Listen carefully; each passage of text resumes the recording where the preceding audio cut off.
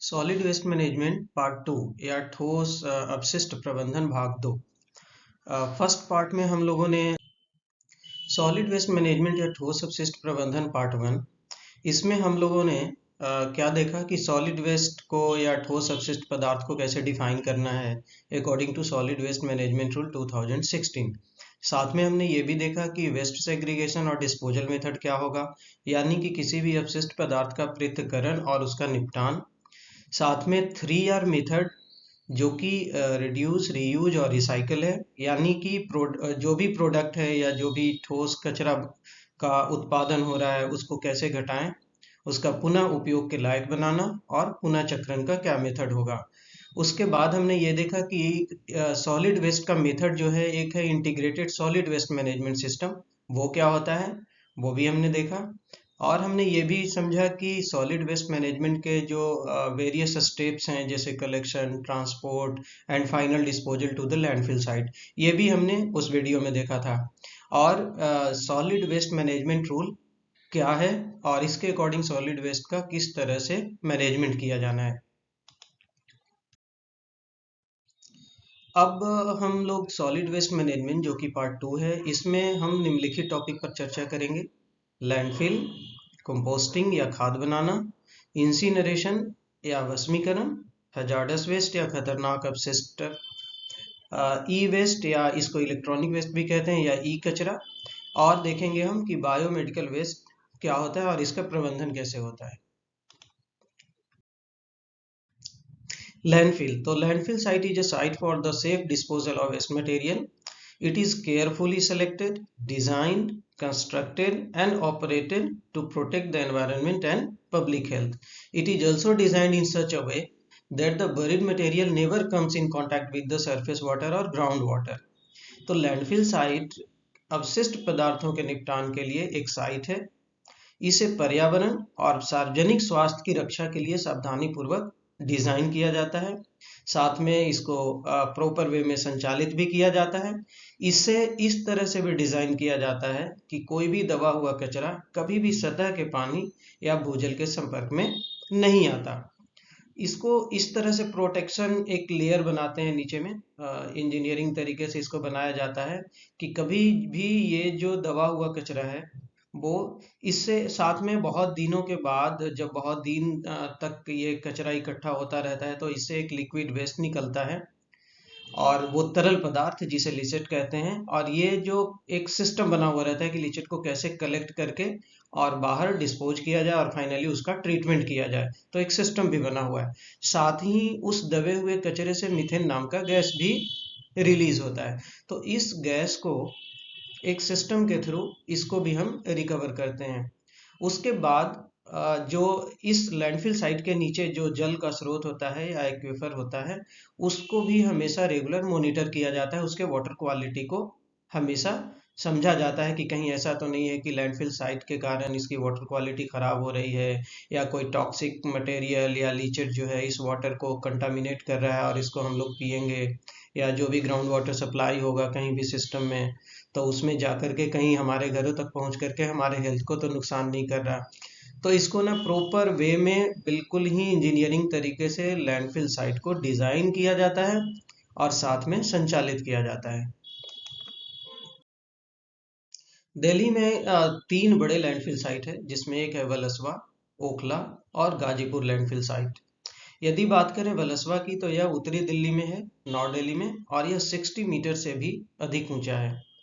दूसरा साइट है जो ओखला, जो कि साउथ दिल्ली में है, और इस लैंडफिल साइट को 2018 में बंद कर दिया गया, या यहाँ पर अब डिस्पोजल नहीं होता ना के बराबर। और तीसरा गाजीपुर लैंडफिल साइट है जो कि ईस्ट दिल्ली में है। ये सबसे बड़ा लैंडफिल साइट है। इसको भारत का सबसे ऊंचा कचरा पहाड़ भी कहते हैं और यह पूर्वी दिल्ली में है। वर्तमान में यह 65 मीटर से भी अधिक ऊंचा है और करीब करीब यह ताजमहल की ऊंचाई के बराबर, कुतुब मीनार के बराबर पहुंच गया है। तो इस कचरे का जो सबसे इंटरेस्टिंग बात है कि इतना इस पर डिस्पोज होता है वेस्ट का या ठोस अपशिष्ट का, कि हर साल इसकी ऊंचाई 10 मीटर के करीब बढ़ जाती है। ये कुछ लैंडफिल साइट्स है। ये गाजीपुर लैंडफिल साइट्स है। देखो कि ये करीब करीब कुतुब मीनार के बराबर ये पहुंच ही गया है।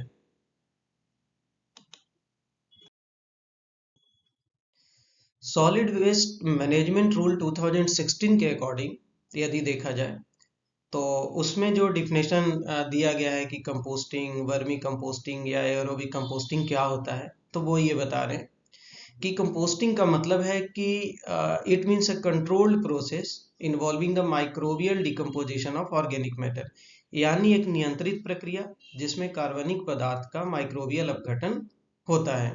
दूसरा है वर्मी कंपोस्टिंग। वर्मी कंपोस्टिंग का मतलब ये है कि केंचुए का उपयोग करके या अर्थवॉर्म का उपयोग करके इसमें जो भी जो वेस्ट होगा बायोडिग्रेडेबल, खास करके जो निम्नीकरण हो जाए किसी भी जीव के द्वारा, तो उसे हम वर्मी कंपोस्टिंग करते हैं। लेकिन वर्मी कंपोस्टिंग में याद रखने वाली बात होगी कि इसमें हम अर्थवॉर्म का यूज कर रहे हैं।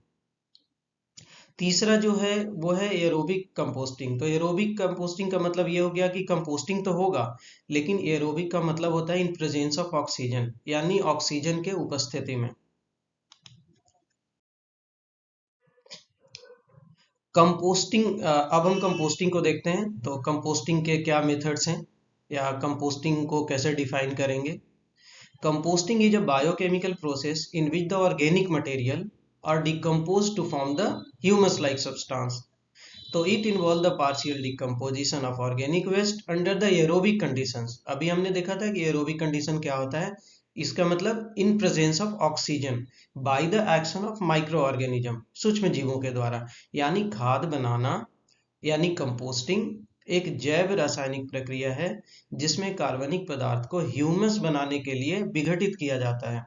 इसमें सूक्ष्म जीवों की क्रिया द्वारा ऑक्सीजन की उपस्थिति में कार्बनिक कचरे का आंशिक रूप से अपघटन कराया जाता है, या ये अपघटन की प्रक्रिया होती है। इसमें ज्यादातर ये वेस्ट जो हैं, ये जो अपशिष्ट पदार्थ हैं, वो ऑर्गेनिक वेस्ट हैं और ये बायोडिग्रेडेबल इसी को कहते हैं कि कुछ दिनों के बाद पर्यावरण में ये डिग्रेड हो जाए या निम्नीकरण हो जाए इसका, या निम्नीकृत हो जाए। तो इस तरह से फाइनल जो आउटकम होता है वो इस तरह का ह्यूमस कलर का या ब्राउन स्लाइटली ब्लैक कलर का फाइनल खाद बन जाता है, जिसका उपयोग हम कृषि कार्यों के लिए करते हैं।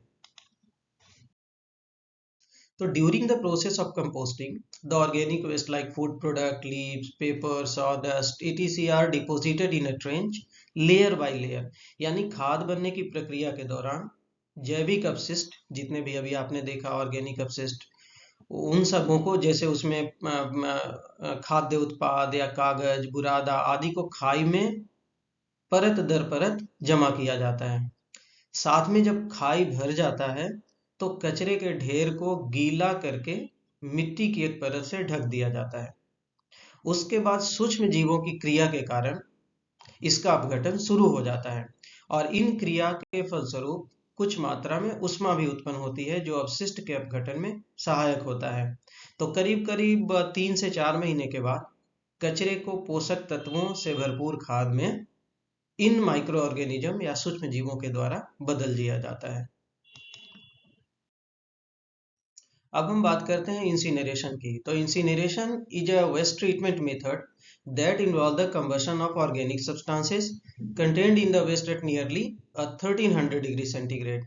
तो it convert the waste into ash, flue gas and heat। तो असल में भस्मीकरण या इंसिनरेशन एक प्रक्रिया है और इस प्रक्रिया में लगभग 1300 डिग्री सेंटीग्रेड पर कचरे कचरे में जो उपस्थित कार्बनिक पदार्थ होते हैं उनका दहन किया जाता है और इस प्रक्रिया के दौरान गैस और पार्टिकुलेट मैटर, यानी कि कणीय प्रदूषक जिसको कहते हैं हम, पार्टिकुलेट पॉल्यूटेंट्स भी उत्सर्जित होते हैं। इसलिए इन पॉल्यूटेंट्स को चूंकि एयर में जा करके या वायुमंडल में ये फैल करके हमें नुकसान भी कर सकता है या प्रदूषण भी उत्पन्न करता है, तो इसको इमिट करने के बाद, ये जब इमिट होता है, उत्सर्जित होता है, उसके बाद इसका वायुमंडल में फैलाने से पहले उपचारित किया जाता है। कुछ मामलों में भस्मीकरण द्वारा उत्पन्न ऊष्मा का उपयोग विद्युत शक्ति उत्पन्न करने के लिए भी किया जाता है। इस फिगर में इंसिनरेशन प्रोसेस को दिखाया गया है जहां कोई भी म्यूनिसिपल सॉलिड वेस्ट ट्रांसपोर्टेशन के थ्रू कंबशन चैम्बर तक लाया जाता है और इस कंबशन चैम्बर में जो भी म्यूनिसिपल सॉलिड वेस्ट है उसका कंबशन होता है और फाइनली ये इसका हीट एक्सचेंजर के थ्रू जो है बॉयलर तक ला करके इससे स्टीम जनरेट किया जाता है और ये स्टीम फाइनली कनेक्टेड होता है स्टीम टरबाइन तक, जो कि यह स्टीम टरबाइन फिर इलेक्ट्रिसिटी जनरेटर से कनेक्टेड होता है जहां इलेक्ट्रिसिटी जनरेट होता है। इसका जो सेकंड प्रोसेस है कि इस प्रोसेस में कंबशन प्रोसेस के बाद जो भी एग्जॉस्ट गैस होता है उसको पहले क्लीन किया जाता है और फाइनली इसको एटमॉस्फेयर में रिलीज किया जाता है। इस गैस के क्लीनिंग प्रोसेस के बाद भी यदि फ्लाई ऐश रह जाता है तो उस फ्लाई ऐश को भी फाइनली ट्रांसपोर्ट करके और उसे लैंडफिल साइट पर डिस्पोज कर दिया जाता है। अब हम बात करते हैं इलेक्ट्रॉनिक वेस्ट का या waste electrical and electronic equipment या ई कचरा का। तो ई कचरे का अर्थ है कि कोई भी फेंके हुए विद्युत या इलेक्ट्रॉनिक उपकरण, मतलब वैसे विद्युत या इलेक्ट्रॉनिक उपकरण जिनका की लाइफ पूरा हो गया है और वो हमारे यूज के लायक नहीं है, जिनका उपयोग हम नहीं कर सकते, जैसे एयर कंडीशनर या टीवी मॉनिटर, लैपटॉप या मोबाइल फोन या प्रिंटर। तो ये सारे जिनका की एक लाइफ साइकिल पूरा हो गया और वो अब हमारे उपयोग के लायक नहीं है और उसको फाइनली हम हटाने का इरादा कर रखे हैं, तो उस तरह के कचरे को हम ई कचरा कहते हैं या इलेक्ट्रॉनिक वेस्ट कहते हैं या इलेक्ट्रॉनिक कचरा।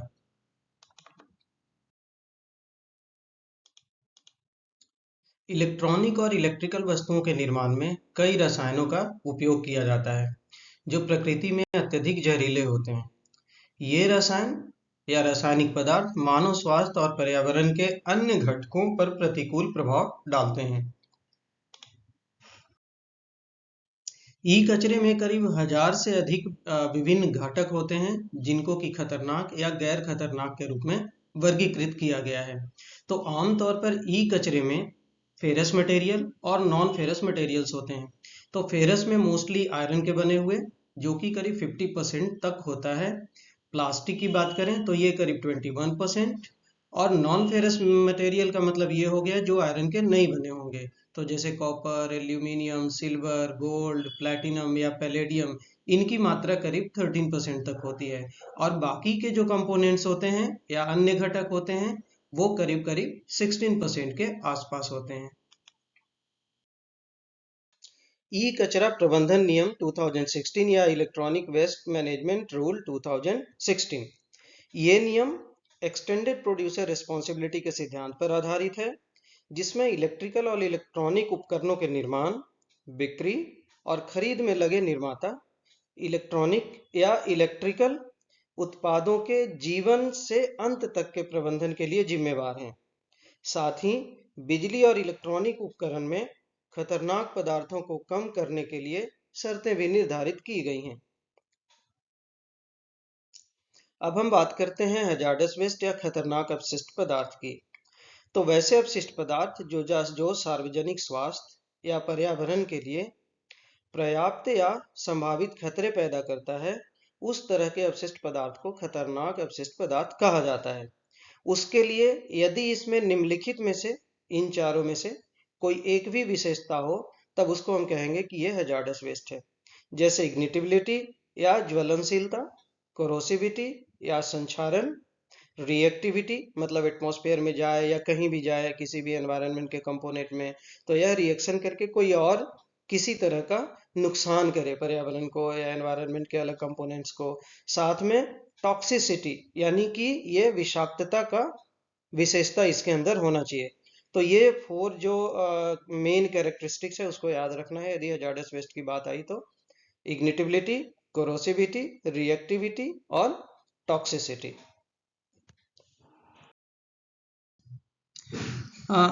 खतरनाक अपशिष्ट या हैजार्डस वेस्ट के उदाहरण जैसे बैटरी, बटन सेल, सॉल्वेंट या कोई भी केमिकल्स, उनके खाली container, tubelight, CFL, paint, photographic रसायन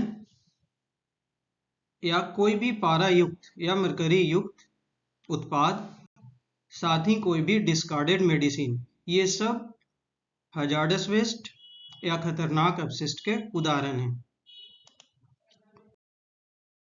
हजार्डस वेस्ट या खतरनाक अपशिष्ट पदार्थ का प्रबंधन, hazardous waste management, handling and transboundary movement rule 1989, 2008 and after the subsequent amendment, hazardous waste management and transboundary movement rule 2016 के अकॉर्डिंग किया जाता है।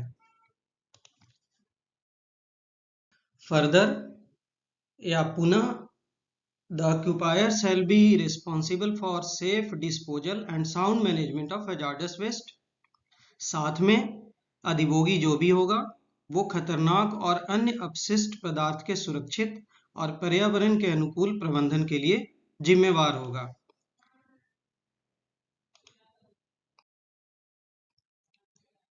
यदि किसी तरह हजार्डस वेस्ट के कारण दुर्घटना होती है, एक्सीडेंट होता है, तो उसकी रिपोर्टिंग भी की जाएगी।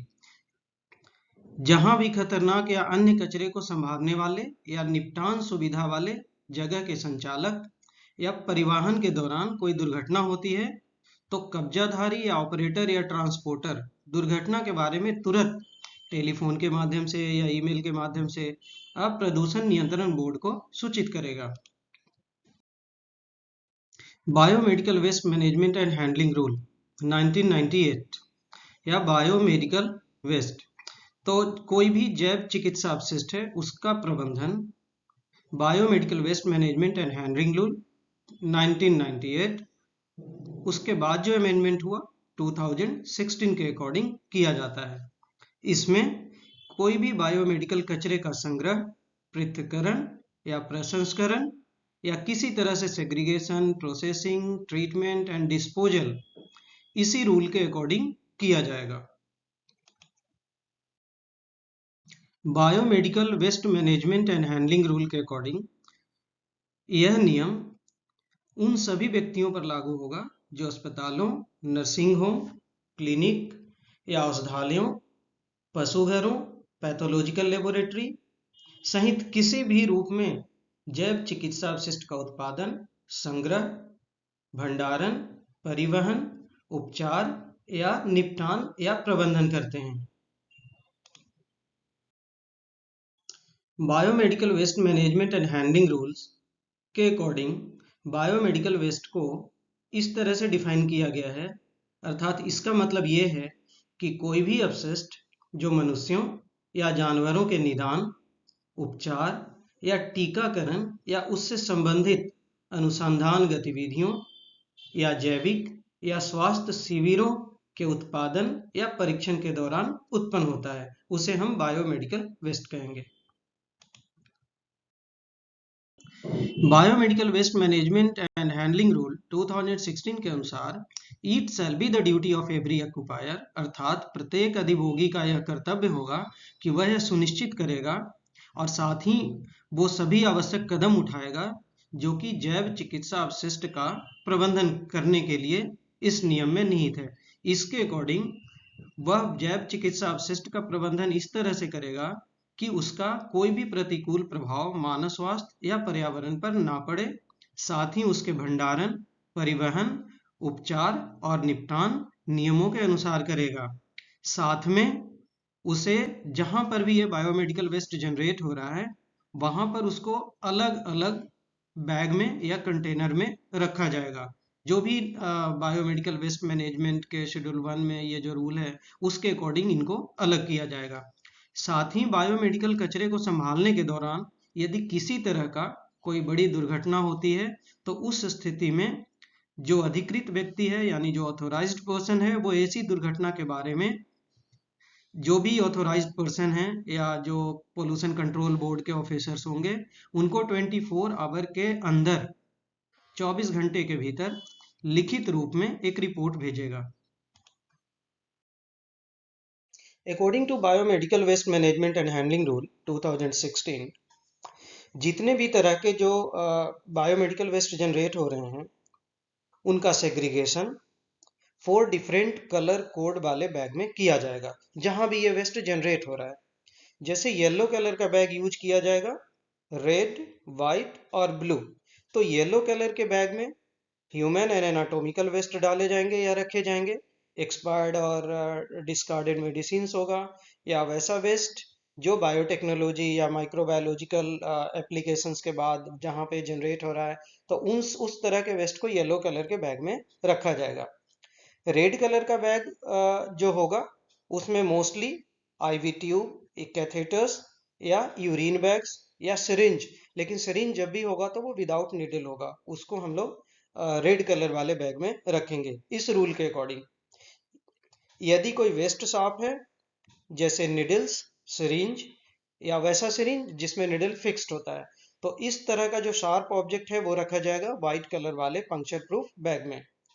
जो ब्लू कलर का बैग होगा उसमें मोस्टली कांच का सामान, टूटा हुआ या फेंका हुआ या कोई भी दूषित कांच, जिसमें जिसमें दवा की शीशियां भी हो सकती है, या कोई भी वायल या एम्पूल, ये सब सारे चीज जो हैं वो ब्लू कलर वाले बैग में रखे जाएंगे।